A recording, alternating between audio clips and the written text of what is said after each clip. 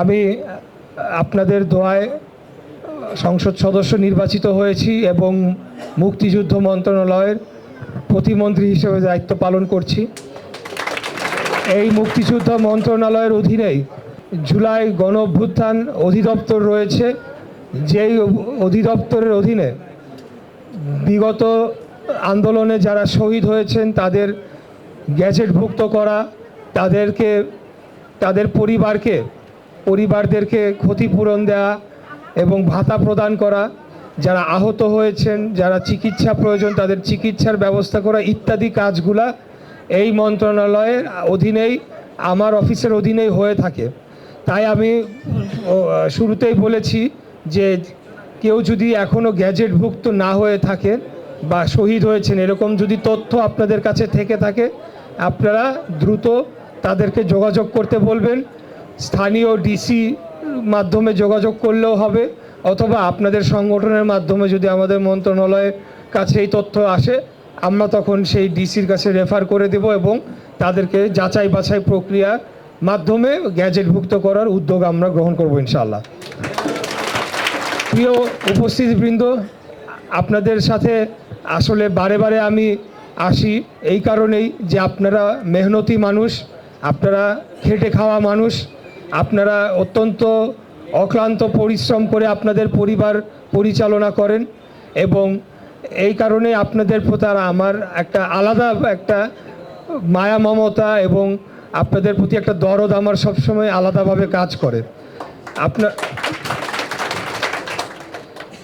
আমাদের দল বাংলাদেশ জাতীয়তাবাদী দল বিএনপি সবসময় মেহনতি মানুষের পক্ষে ছিল,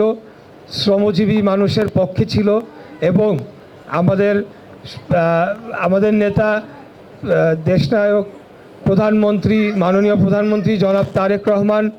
ওনার বাবার যে দেখানো পথ সেই দেখানো পথ ধরেই এবং পরবর্তীতে আমাদের মরহুমা নেত্রী বেগম খালেদা জিয়া, উনি দীর্ঘদিন আমাদের এই আন্দোলন সংগ্রামকে নেতৃত্ব দিয়েছেন। বাংলাদেশের জনগণের ভোটের অধিকার, কথা বলার অধিকার, গণতান্ত্রিক অধিকার এবং বাংলাদেশ রাষ্ট্রের স্বাধীনতা, সার্বভৌমত্ব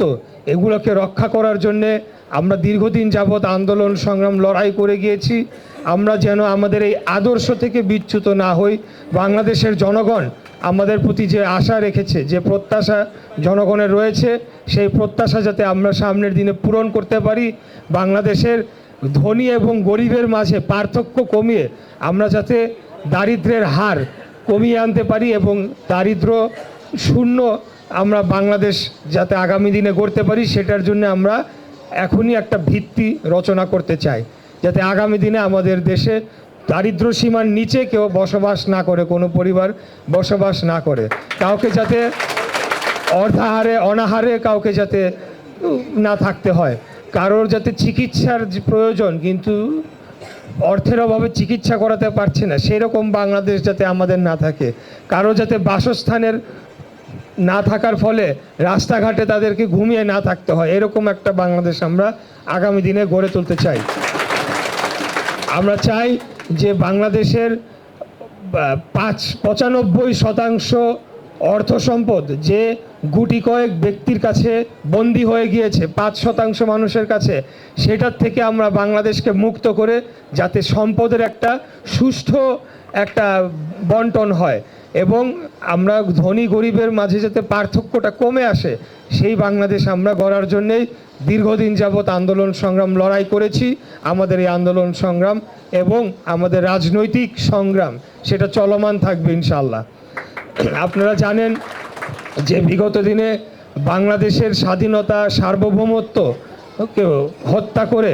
বাংলাদেশের গণতন্ত্রকে হত্যা করা হয়েছিল, বাংলাদেশকে একটা ভিনদেশি রাষ্ট্রের কাছে বিক্রি করে দেওয়া হয়েছিল। যেভাবে 1971 সালে আপনারা দেখেছেন একটি রাজনৈতিক দল অন্য একটি দেশের পক্ষ হয়ে বাংলাদেশের সাধারণ মানুষের বুকে গুলি চালিয়েছে, আমাদের মা বোনদেরকে ধর্ষণ করেছে এবং বাংলাদেশের সাধারণ মানুষকে হত্যা করে এই পাকিস্তানি হানাদার বাহিনীর সাথে হাত মিলিয়েছিল। একইভাবে বিগত 17 বছর আমরা দেখেছি আরেকটি রাজনৈতিক দল তারা বাংলাদেশকে পার্শ্ববর্তী আমাদের প্রতিবেশী রাষ্ট্রের কাছে বিক্রি করে দিয়েছিল।